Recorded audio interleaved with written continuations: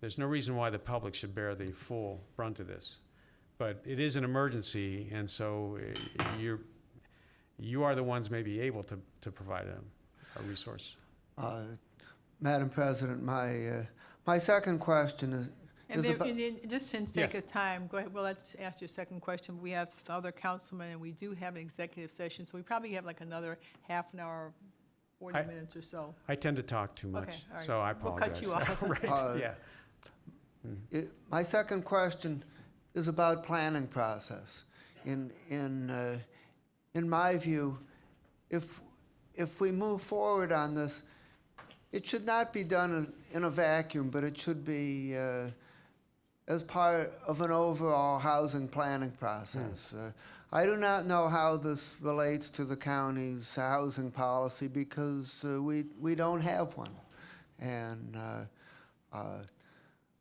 I've discussed this with Kamala Lewis in Shaker Heights, and she's saying that because of some of the resources you mentioned, NEO can do the land bank and other folks, we have a lot of data available, a lot of resources, and I would just appreciate your comment as to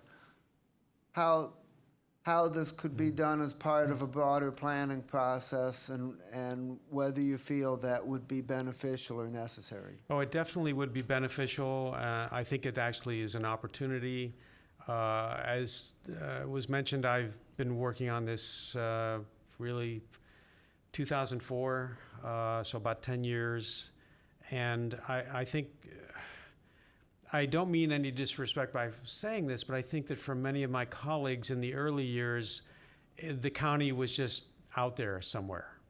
That it was a problem while we were dealing with the city of Cleveland. And of course, we had the situation of so many different county agencies working in disparate ways. That has been brought together through the new county reform. I think the fact that council is even here inviting me to speak is great. I think it's definitely a very positive step that the county executive proposed this. But a step further would be the idea of now if we took this further and said, what about a more thoughtful plan overall for housing over the next 5 years in Cuyahoga County, how we take all this wonderful data that we have. We truly have more resources than many other places in the country. But I guess I would agree with you that it would make sense. I'd be happy to participate in any way that I could if it was helpful. Thank you. Madam President, one more question, and it's sort of related. It's got to be quick, Mr. Miller, because we have other people.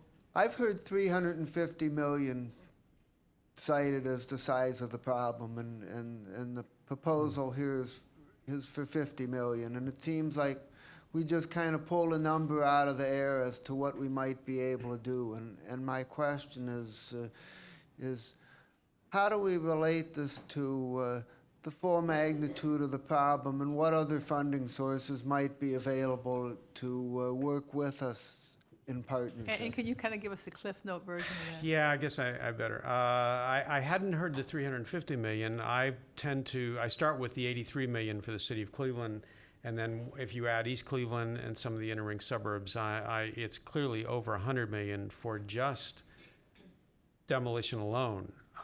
If you could add additional expenses. If you add renovation in there, it will be more expensive per house. Other resources, I guess the true expert on this happens to be my boss, Jim Rackauckus, who is a literal idea factory when it comes to thinking through ways to raise money, and has come up with different federal legislative proposals. And I'm going to say that I'm probably not the best person. He's probably much better than I am to talk about what other ideas there might be. All right, thank you. Yeah. Mr. Jones? Okay. Well, Councilman Miller asked my question, so I can Okay. move on to my next question. The image you showed of the tale of two houses, and it's personal for me because my home is in a similar situation on the east side of Cleveland. For one home to be worth $141,000 and another demolished, a home that needed, either demolition, renovation, whatever the case might be, to bring that value down. Yeah. And your comment, what would it take to induce the private sector to get engaged? The first thought when you said that came to mind was Wells Fargo was one of the major subprime, predatory lenders, and they were part of the problem. And they were bailed out. $40 billion in 2008, another time in 2012. They were forgiven for all of the debt that they had wrongly done. They were wrong. They made mistakes. But the people who lost their homes, they made mistakes as well. Basic accounting tells you if you forgive, if you've been forgiven, you should and made whole, why should you not forgive the next person, which was those homeowners? So when we talk about the private sector investment and what's needed on a big scale picture, do you think that's part of the solution? In some way, they need to come back to the table. They've been made whole.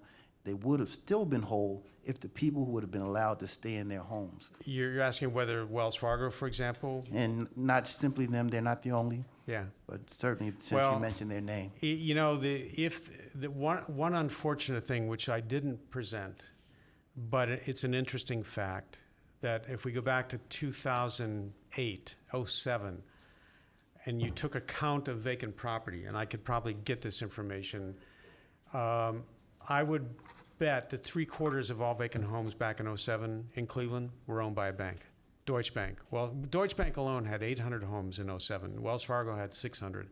Then there was LaSalle and US Bank and many others, Chase. Today, Deutsche Bank has only 80. Wells Fargo has 50. In other words, both because the foreclosures have come down, it's a product of the foreclosure filings coming down on the front end, but also because the banks have gotten very good at offloading, unloading these properties.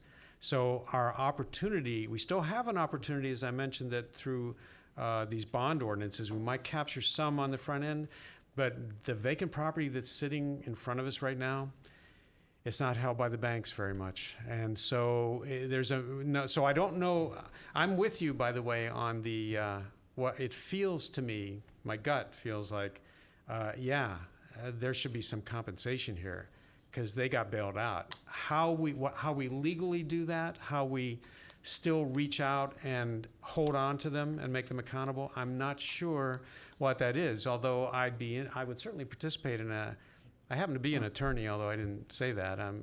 But I'd love to sit in on that meeting, but I'm not sure I have the solution to it. So you're saying the majority of the banks aren't holding the property They anymore? don't, right. Where are they now, in the land banks, or where are they? No, actually, I would say today, a lot of this property is dispersed into smaller mom and pop owners who watch the late night infomercials, and you can get rich in real estate, and they own 10, they own 15, and then we still have some out-of-state people that own property. But the problem has shifted to some extent. In a way, I wish we were back in 07, where Deutsche Bank owned 800 properties.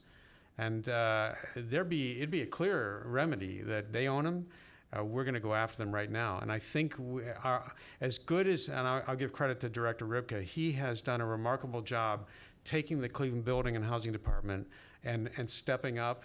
But it took a lot to ramp up, because we had the systems that were in place back then were not designed for dealing with a problem of this magnitude. So they've had to work to ramp up the code enforcement systems. The same, I think, from our suburban municipalities as well, have had to work to ramp up their code enforcement systems. But unfortunately, most of the properties are not owned by banks today. Anyway, I'm agreeing with you about they should be held accountable. I don't know exactly how. Okay. And last you said the number is roughly 100 million? My estimation, I start with the 83 million that Director Ribka talked about for the 8,300 homes in Cleveland. You got to add, East Cleveland alone has got to be 1,500 to 2,000 homes that probably need demolished. And then you've got Maple Heights and Garfield as smaller numbers. And the It's got to be remainder of the well count? over 100 million. 100 million in Cleveland, East Cleveland. What is the rest of the county? What would that number be? Oh, well, it'd be much smaller, because when you go out of the inner ring suburbs, the number of demos, for example, in Westlake, you got a vacant house in Westlake, the stronger markets, much more likely you can renovate it. But I want to go back to one other thing. Even though I've used this big number, there is this idea that if you can act quickly, I say in the next 2 years, To put a big dent in this, we may not have a $100 million problem. We may have a lesser number, because by doing something in a shorter period of time, we may be able to get the market to come back to where home renovation is more viable. All right, thank you. Ms. Sure. Conwell's going to pass. I think some of her questions were asked. Mr. Germana? Thank you, Madam Chair. I don't know exactly when this article was published in the Plain Dealer, but I read it this morning on my phone. And it was having to do with the Habitat changing their philosophy instead of building new homes, The renovation. renovation. I think that's a wonderful idea if the house is past the point of no return. I kept waiting to hear something mentioned about insurance when you were talking about these houses. Many of these houses I looked at, as an insurance agent, I insure, and at one time, our office was at 11500 Union, Mount Pleasant area. So we still have a substantial amount of homes there. And the problems you talked about is compounded even further with insurance in the aspect, and I think all the council members need to know this. Insurance companies ask, is the house next to the house you're insuring vacant? They don't want, even though you have that good house, that $141,000 house, you call in an insurance agent and the house next door is vacant, you're not getting insurance. Yeah. So that's a substantial problem. The other problem is not too many companies, actually only specialty companies actually are insuring properly.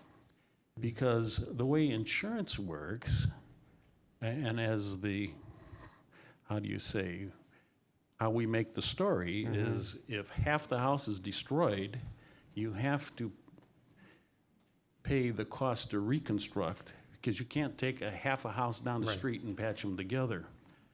So a lot of these houses, and I'm sure Director Ripka and Councilman Brancatelli could tell you that houses that have a market value of $45,000, insurance companies say you need $240,000, and people, if you want a standard deluxe policy, you have a house that's worth $45,000, but your insurance man's telling you it should be at $245,000 To rebuild it? Well, that's the reconstruction Yeah. cost. So, probably a company that could be developed to figure this out and do it right is something that would also help not only the people that are being foreclosed on, but the neighbors in the neighborhoods, because there's an outrageous amount of money that is being spent on insurance when the houses are a fraction of what the coverage is. So. Do you have anything else to wrap up? Because we do have an executive session, and I'd like to recognize Council President Kevin Kelly and Councilman Jeff Johnson and Mr. Brancatelli. And we certainly look forward to working with the city on this long-range project. And as I said originally, this is just kind of our first step. Because I know we've talked about this individually. I mean, this is a massive problem that deals with all kinds of policy issues and long-term issues. And you know, I know I've looked at Detroit and talked about some of the things they've done there. And I think at one point we talked about maybe even taking a ride over there and you know, taking a look at some of the things they've done. So we really appreciate your presentation. And as I said, our next meeting, we will be hearing kind of the other leg of the stool about the financing. And so Mr. Miller's question will be appropriate as to, you know, what the numbers are. And as I said, we know that the county has a number of major projects to undertake in terms of facilities that we have to look after. And so we have to all put all these pieces of the puzzle together. Well, thank you for the opportunity, and I'm happy to come back or answer any questions in the future. Thank you. Thank you. Sure. All right, do we just go, Jean, into item 5, discussion for executive session? We need to move, make a motion to move. Do I need to read first or make, yeah, I gotta read first. Okay, all meetings of the Cuyahoga County Council are open to the public under the Ohio Open Meeting Law. Under that law, council may go into executive session during a meeting for specifically authorized purposes. Folks, can we keep it down, please? Folks? During executive session, council confers outside the hearing of the public. Council may not make any decisions about any matter in executive session. All decisions are made in public. This afternoon, council, the whole will go into executive session to discuss a collective bargaining matter and also pending litigation. During this time, our live stream will go down, and we will ask those not specifically needed for executive session to leave council chambers. Anyone may re-enter when the session is ended. Is there a motion to go into executive session? Yes. Who said yes? Moved by Ms. Conwell and seconded by Mr. Schron. Madam Clerk, will you call the roll? Motion to move to executive session. Mr. Hairston? Ms. Simon? Mr. Greenspan? Mr. Miller? Mr. Brady? Mr. Germana? Mr. Gallagher? Mr. Schron? Yes. Ms. Conwell? Mr. Jones? Ms. Conley? Yes. Motion carries. Here as we go into executive session, all those not needed for the executive sessions are asked to exit.